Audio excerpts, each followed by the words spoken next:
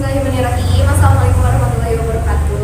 Waalaikumsalam warahmatullahi wabarakatuh. Udah sebelumnya perkenalkan teman-teman, nama saya Adnan Fauzia. Saya mahasiswi semester 5 dari UIN Sunan Jati Bandung, jurusan Bimbingan Konseling Islam. Nah, di sini tujuan aku di sini itu mau ngasih penyuluhan ke kalian gitu ya mengenai pencegahan narkoba demi menghindari stunting. Oke. Nah, sebelumnya apa itu narkoba? Nah, narkoba ini tuh bisa disebut sebagai obat, bahan ataupun zat yang cara pemakaiannya itu nggak cuma dimakan aja gitu ya, tapi ada juga yang bisa dihirup gitu, terus diminum, bahkan ada juga yang disuntikin gitu ya. Nah, terus dari narkoba ini tuh dapat mempengaruhi paling utamanya itu menyerang ke sistem otak gitu ya. Jadinya bisa kecanduan gitu pada orang si pemakainya gitu. Nah, selain menyerang ke sistem otak juga bisa mengganggu fungsi vital organ lainnya di dalam tubuh kita gitu. Nah, lalu selanjutnya di sini udah kelihatan ya jenis narkoba nih ya, ada beberapa jenis narkoba. Nah, berdasarkan jenisnya kita bisa membagi jadi dua bagian ya. Yang pertama tuh berdasarkan efeknya, dan lalu yang kedua itu ada yang berdasarkan jenisnya gitu ya. Nah, untuk yang berdasarkan efeknya, pertama ada depresan, stimulan, dan halusinogen. Oke, untuk depresan ini tuh lebih ke menekan atau nyerang ke sistem-sistem secara pusat gitu ya, dan bisa mengurangi aktivitas fungsional sehingga memberikan efek pemakaiannya itu bisa merasa lebih tenang gitu, bahkan sampai bisa sampai terhilangkan ya sadar dirinya tuh jadi hilang gitu ya, terus bisa nyampe tidurnya tuh kayak nyenyak banget gitu. Nah, dari jenis ini tuh contoh yang populernya sekarang itu adalah putau. Lalu yang kedua ada stimulan. Nah, stimulan itu lebih ke merangsang fungsi tubuh gitu, yang dapat meningkatkan kegairahan pada orang si pemakainya gitu. Nah, contoh dari stimulan ini seperti sabu-sabu dan ekstasi. Lalu yang ketiga ada halusinogen. Nah, halusinogen itu efek utamanya dapat mengubah daya persepsi atau mengakibatkan halusinasi gitu. Kayak contohnya kayak ada orang gitu ya, ada orang yang lagi sedih banget gitu, terus dia tuh kayak tiba-tiba seneng, hahihi gitu ya, kayak happy-happy, ketawa-ketawa sendiri gitu ya. Nah, itu tuh efek dari si halusinogen. Nah, untuk contohnya yang paling populernya tuh ada seperti ganja atau marijuana gitu. Dan yang selanjutnya ada yang berdasarkan jenisnya nih. Yang berdasarkan jenisnya itu kayak contohnya ada opiada, kokain, kanabis, terus ada amfetamin, terus ada disenik asid, sedatif hipnotik, dan solven atau inhalasi. Nah, lalu selanjutnya ada penyalahgunaan narkotika nih ya, atau psikotropika di kalangan remaja gitu. Nah, yang paling populer di kalangan remaja ini ada narkotika. Narkotika itu sebenarnya mah sebagai obat gitu ya.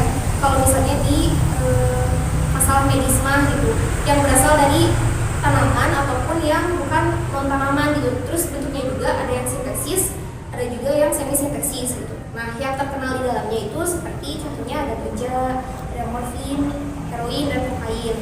Nah, pembahasan yang pertama itu di sini ada ganja atau nama lainnya itu marijuana atau cannabis sativa. Nah, pada mulanya ganja itu juga digunakan sebagai obat gitu, untuk mengatasi keracunan ringan. Kalau mulanya tuh kebanyakan orang yang pakai ganja tuh biasanya sih rata-rata kayak ngerokok biasa gitu, tapi ngerokoknya tuh beda gitu sih. Kan kalau yang ngerokok mah asapnya tuh dikeluarin ya.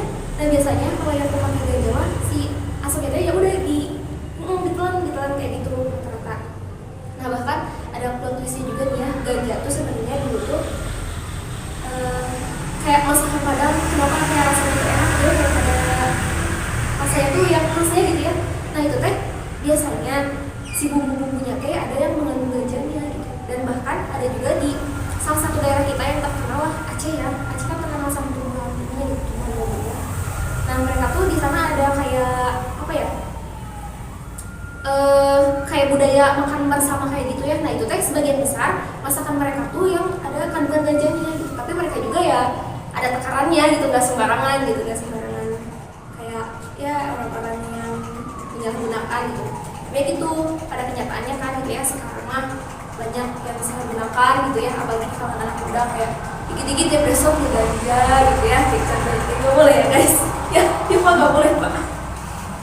Nah terus selanjutnya ada morfin nih. Nah morfin itu merupakan turunan dari opium yang dibuat dari hasil campuran getah kopi dengan bahan kimia gitu yang lain, dan sifatnya itu jadinya semi sintetik gitu.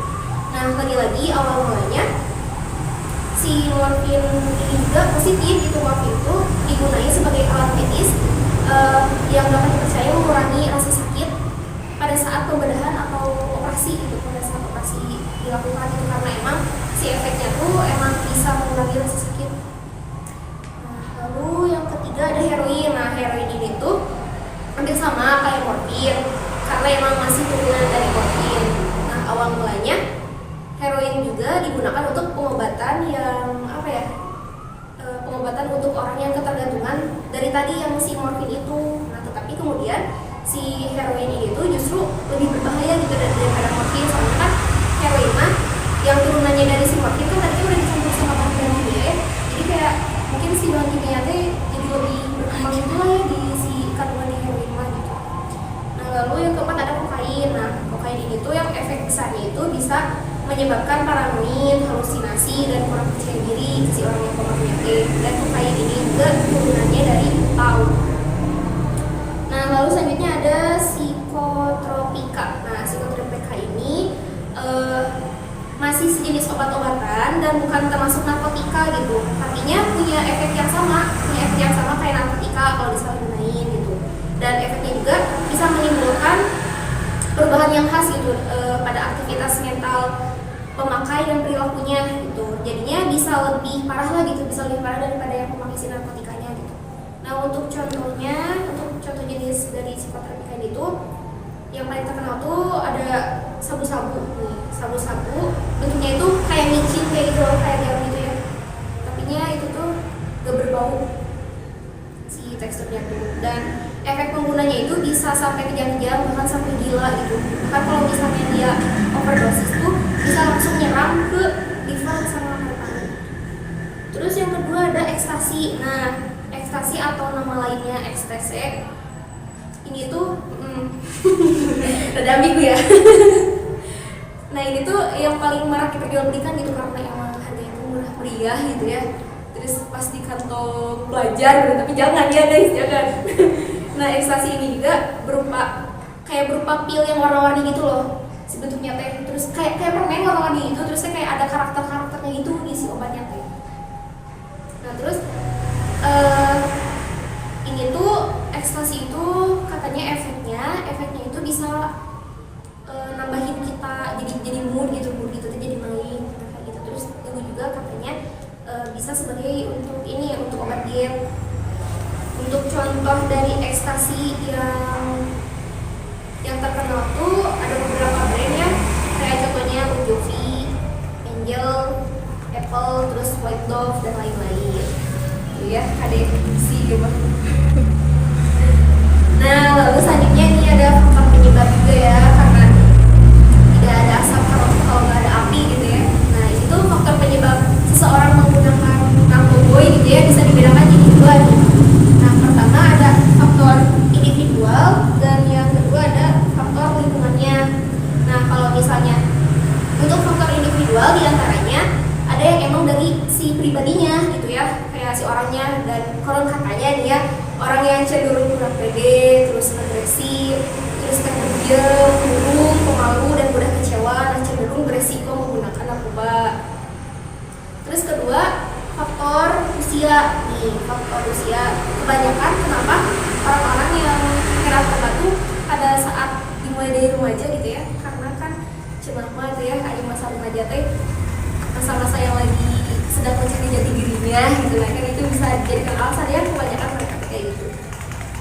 Lalu di sini kedua ada karena faktor lingkungan nih. Faktor lingkungan di sini seperti keluarga sih ya yang terutama, contohnya kayak komunikasi si anak sama orang tuanya tuh yang kurang baik gitu, atau enggak si orang tuanya tuh yang acuh-acuh gitu ya anaknya, atau juga ada yang berkotong gitu ya.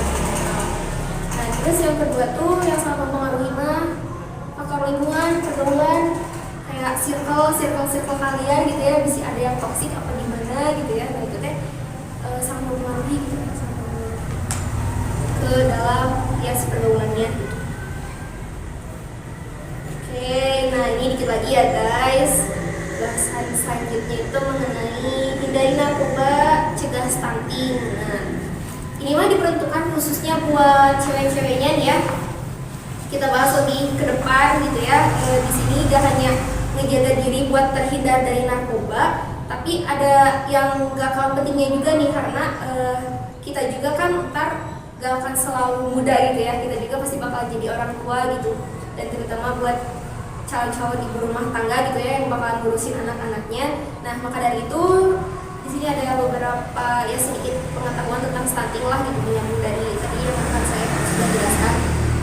Oke, langsung saja di sini ke pembahasannya. Stunting itu bisa dibilang kondisi anak ketika tinggi badannya itu lebih pendek daripada standar usianya dikarenakan kekurangan gizi dalam jangka yang panjang gitu. Nah untuk mencegah stunting ini diperlukan seorang ibu yang aware juga gitu ya, jika dalam masa kehamilan dan menyusui mendatang harus terpenuhi gizinya gitu. Nah maka dari itu kita dapat membentuknya dimulai dari sekarang gitu ya, yang masih remaja lah untuk mempersiapkan. Oke, nah di sini tuh ada pencegahannya ini ya, pencegahan stunting terhadap remaja gitu. Nah untuk pencegahan stunting kita bisa mulai dari hal sederhana dulu lah ya.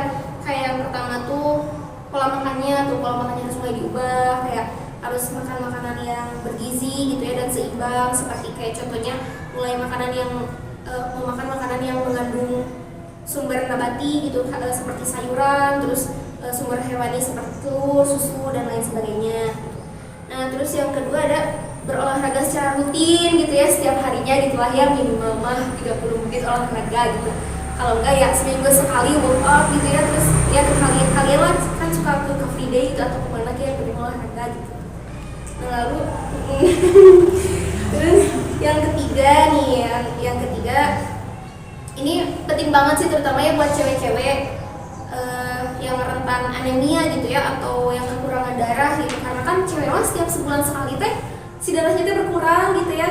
Nah makanya kalian bisa ini gitu, bisa mulai untuk contohnya meminum tablet tambah darah tuh seminggu tuh satu tablet aja atau 2 tablet gitu. Nah selain itu juga kalian bisa makan makanan yang emang bisa tambah darah gitu, kayak contohnya ati ayam gitu guys. Apa mungkin ya yang mudah yang berbahaya, namun jangan sampai merugikan diri sendiri. Oke, terima kasih untuk perhatiannya teman-teman. Sekian dari saya. Assalamualaikum warahmatullahi wabarakatuh. Waalaikumsalam.